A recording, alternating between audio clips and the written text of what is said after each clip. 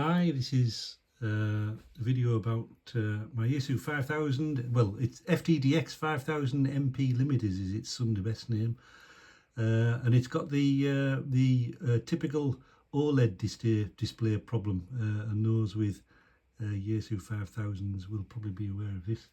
And this is where these three displays age over time and get dimmer. And you can see there, if I just move around, there's I can zoom in a little bit there as well. So the one on the right is fine, that one's gone dim, that one's dimming at the edges, bright in the middle, and you can change the brightness of these, and there's a dim button on the display. You can brighten them up so you can see how bright that's meant to be, but if you have them bright on an evening, it becomes quite bright indeed. So if I just zoom out again, wrong way, that way. So this is a 2015 model. It was bought in 2016. I got it in 2018 in December. It hadn't been used, so it's only had four years use, and not hammered. I'm a light user, I would say, in terms of radio. So I'm beginning to think the OLED issue is an aging issue, not particularly if you've had the rig on a lot. Now, you can replace these yourself, and there is a great video by the radio mechanic Vern, and that's his video up there, where you strip all the Yaesu apart. Top comes off, the front comes off, and then it's various levels of modules that you have to take off. Obviously all these knobs come off, to eventually replace the displays.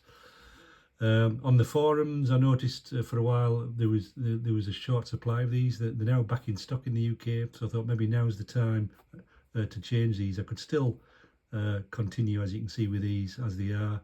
I can brighten them up, but they will eventually fade away. So I thought, well, maybe now's the time to do it.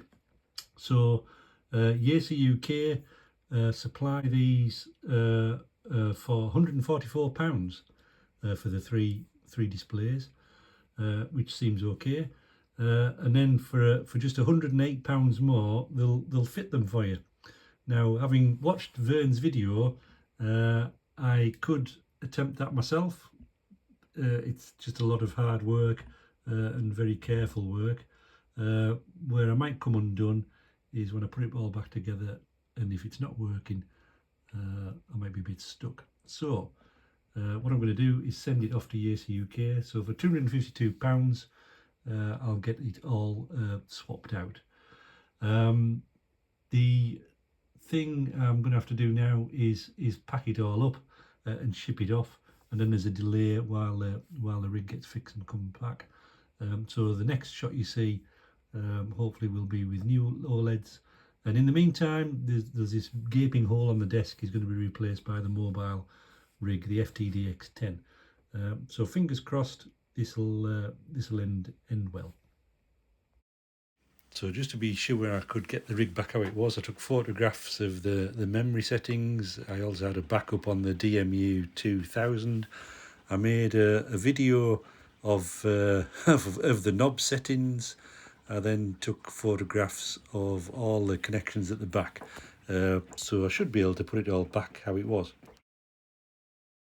And before I sent the 5000 off, I thought I'd just show you the FTDX10 next to it by comparison. So quite a significant difference in size.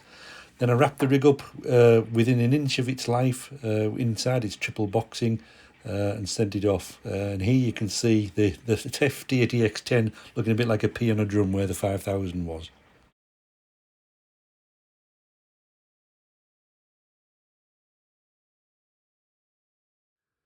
Right, it's taken a while, but I've got it all back wired up in place. Here goes.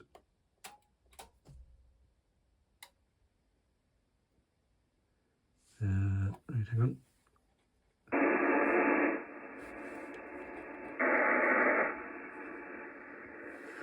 There we go. I'll just press if that's bright or dim. Hang on. Dim. Bright. dim again. Job done.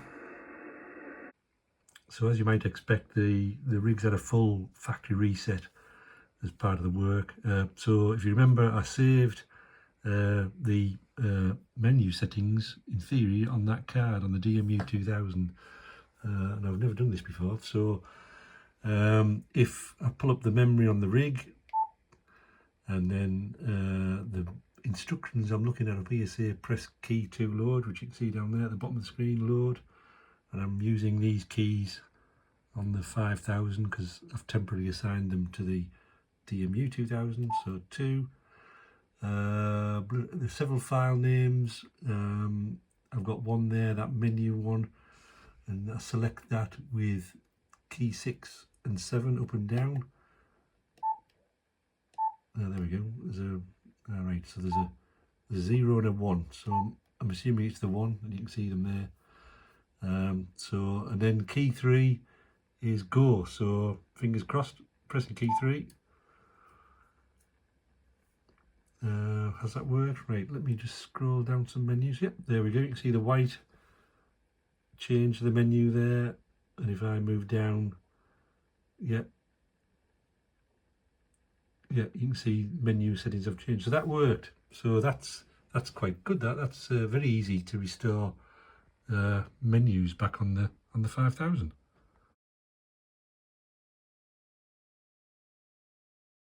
If you like this video, there's more on the channel based around simple practical projects and operating. You're most welcome to join the channel and subscribe. Hit the bell and you'll be notified when there's new videos. 73.